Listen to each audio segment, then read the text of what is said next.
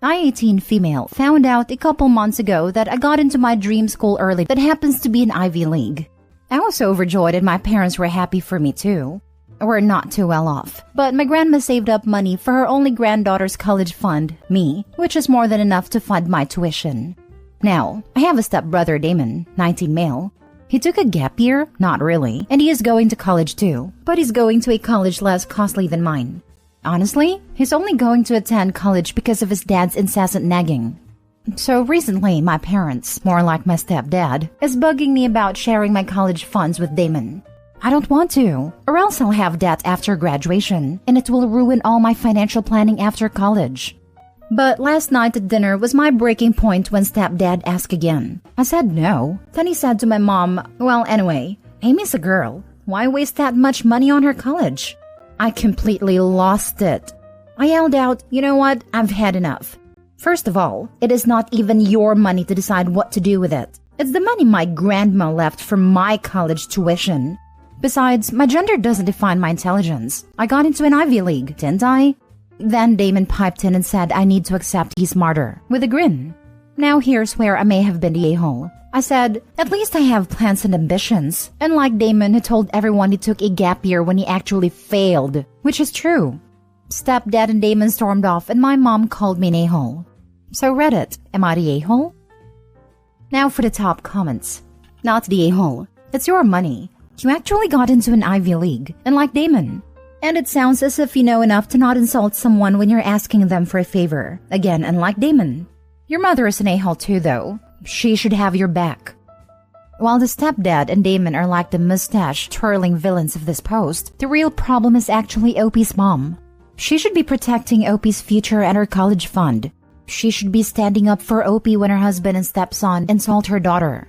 She should have intervened at Opie's behalf before it got to the point where Opie blew up and responded to their baseless bullying with cold hard facts. And she should never call her daughter an a-hole for standing up for herself. Not a-hole if it's not obvious. The sexist, stereotypical stepdad and stepbrother are absolutely a-holes, but the mom is an a-hole and a failure of a parent. You would be the a-hole if you gave your grandmother's money to a person she did not intend it for. Did she scrimp and save for all those years for your stepbrother? No. She did it because her greatest wish was for you to go to college debt-free. So do what she wished. Your stepfather is trying to steal your money. He will try to pressure your mother to give it to him. Lock that money down, so only you have access to it. Not the a-hole. First of all, congratulations on getting into a school of your dreams.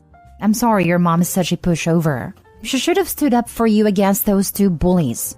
It is money for your education and yours only. If your stepdad wanted Damon, or himself, to have less financial burden for his education, he should have done something about that. What did Damon do anyway during his so-called gap year? He should have worked to save some money for his education. But I guess he didn't think about that because he's being made to go to college. Not the a-hole. Quick note, call the bank today. Tell them you need enhanced account protection to protect yourself against a family member attempting to steal your money. Many of the verification questions that a bank would ask to verify your identity are well known to your family members. If this ends up being unnecessary, then no harm, no foul. But when your mom is on board with you having to give money to your stepbrother, you need to protect yourself. Next story. Am I the a-hole for choosing my senior cat over my sister and potentially allowing her to become homeless? I will preface this by saying that my mother treated my sister and I differently. I was always less than, while she could do no wrong. She'd always buy my sister everything she wanted, while I wore her hand-me-downs. I moved out at 18, worked through college, went no contact with mom and low contact with sister, and our paths diverged greatly from there. I now work in a field that pays well, while she is a stay-at-home mom. I guess I never quite got over this, and while I know the main a-hole is my mother, and my sister didn't really know any better, I still fester negative feelings towards both of them. I found Tom in a bag as a newborn kitten. He was the only one still alive, and I raised him over summer break when I was 13. Then, when school started, my mother got rid of him and I had to go through great and extreme lengths to find out where she dumped him. Took me a week to find him, and we've been together ever since.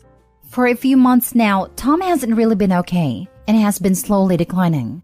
The vet, however, based on a recent blood panel we did, was confident that he still have some life left to live and said that he's by far the healthiest geriatric cat she's seen in a while. Thus, we decided to try out surgery to improve his quality of life, even though he's 21. This surgery comes with a price tag. I'm not in the US, but it's around 3 months worth of minimum wage in my country. It won't set us back much, hardly an inconvenience, but we'll be frugal just in case complications happen. He's scheduled for Monday, fingers crossed. Anyway, my sister dropped by on Sunday, which was strange as we spoken since she messaged me a Merry Christmas gif on Facebook. Looks like her husband jumped heavy onto the NFT bandwagon, and they're kinda broke and a few months behind on mortgage, and asked if I could help out with the payments since they're at risk of becoming homeless. I said I'm sorry she's going through this, but this is not a good time for me either and listed the reasons above. I do not want to ever be in a situation where my cat's life depends on $100 that I cannot afford to pay. I suggested she got a job and maybe downsize/move in with mother while they get back up on their feet. She did not take this well. Called me a C-word and a crazy cat lady that's going to end up alone, plus some other nice words. So I kicked her out. My mother and other relatives have been spamming me through the week for being heartless and caring more about an animal than my own flesh and blood. My husband says I could have just given her some cash to avoid the drama. And he's right. I could have. This is why I feel like I might be the a-hole, because in the end, the main reason I chose not to help is due to my childhood baggage. Not the a-hole. Have you asked the family that has been spamming you how much they are financially contributing towards your sister? Hope the surgery goes well, and wish a speedy recovery for Tom. Not the a-hole, but next time, just tell her no, OP. She doesn't need to know your reasons. And respond to all the relatives, thank you so much for letting me know that I made a wrong choice. I will let my sister know that you'll be catching her up on her bills. Between you and X and Y and Z, she should be able to remain home and not get a job, while also staying in her house. I suggest you all get in contact with each other to figure out what you can each contribute. You truly are amazing people. I would send the same message, with names changed to every one of them. And then, I'd create a chat you can jump out of, including your sister, and say, X, Y, and Z have graciously agreed to pay your bills. These people are truly amazing. I'll just off this chat and let you guys handle it from here. Then, leave and block them all. In the end, the main reason I chose not to help is due to my childhood baggage. It's enough of a reason to me. They treated you like trash, and now do they expect you to run to your sister's help with a smile on your face? Not the a-hole. I wanted to say that depending on the age, the sister might be an innocent here. But based on her unhinged reaction, I doubt it. OP, I'm not sure you did this because of the baggage from your mom. It sounds like you did it because your sister is a jerk. Not the a-hole. Next story. Am I the a-hole for not giving up anything for someone who wasn't willing to give up anything for me? My male 24 parents passed away when I was very young. I have 3 siblings, a sister and 2 brothers. All of them are much older than me. After my parents passed away, I wanted to live with either my sister or my second brother, but both of them made it very clear that they don't want me. I don't want to go with my oldest brother because he is our half-brother and wasn't close to him, and I lived in another city, away from all of my friends and the rest of our family, but he was the only one who wanted me, so I went with him. Unlike what I thought, my oldest brother is actually awesome, and I had a very good life. I still live with him. My other siblings didn't even bother to call much. This was just a short background that I thought might be relevant. Recently, my second brother lost everything. I don't know nor care about what happened. All I know is he is in a very bad condition. My sister left the country a few years ago, so my oldest brother is the only one who can help him. A few days ago, my oldest brother told us my brother and his family, wife and sons 11 and 17, want to move in with us for a while because they have no other option as his wife doesn't have a family. We live in a 5-bedroom house. My brother's room, my room, his daughter's room, his aunt's room, and our gaming room. So we have the space for them to move in. My brother said he doesn't want to force us to give up our space and wants us to figure out something that works for us. My nephew said he is fine with giving up the gaming room or sharing for a short time, but I said screw them. I'm not sharing or giving up anything for them, but my niece does what I say, so she is on my side. My brother said he is a bit disappointed, but won't force us to do anything. However, my second brother and his wife think we are selfish a-holes. Now for the comments. It is not your house, so are you really in a position to make decisions here?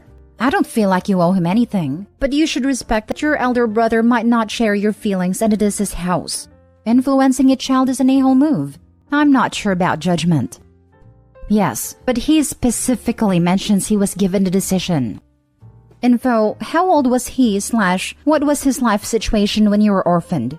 Was he able to take you in? When he said no, did he say, I'm sorry, I can't, knowing your oldest brother would? Or did he say, no, I don't want you, not knowing what the outcome would be either way? The unknowns here make or break the story. He was 23, but he inherited a lot of money when our parents passed away, so he didn't have any financial problems. He didn't know my oldest brother would take me in. So he was 23 with a child. I think that not taking you in was probably a very mature decision. My oldest brother was 26 with 2 kids. Kicking your brother potentially into the foster care system when you have the financial resources to make it work? That is insanely callous. You're the a-hole, not because of not giving a damn about a brother who clearly didn't give a damn about you. You are the a-hole because you are interfering with your half-brother doing for your other brother exactly what he did for you, helping out when help is needed.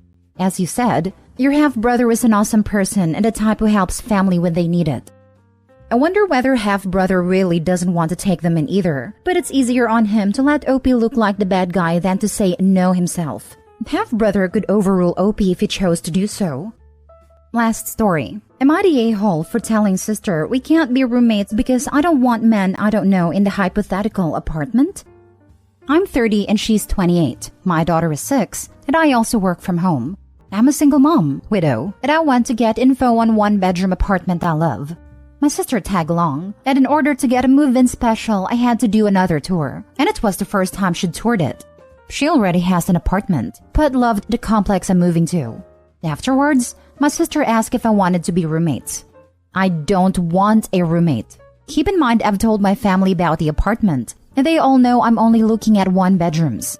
I want to build my life, and this will be the first time having my own place as a single mom. Honestly, she also isn't dependable financially or time-wise. She also has a history of letting guys she barely knows come to her apartment and give them a key. I'm not judging as that's her choice, but I'm not okay with that all. So I just said reasons that I didn't think would offend her. First, I said no because you can't smoke grass there. She said she would do it on the balcony, and I said you can't because the complex is strict about it. It's a brand new apartment, and quality housing is hard to find here, so I'm not risking anything just so someone can smoke. She then said that she'd just go to a friend's house to smoke, and asked what other reasons do I have. At that point, I had to be direct and say that we can't be roommates because I wouldn't be comfortable with non-related men in the apartment. And she got angry and asked me why.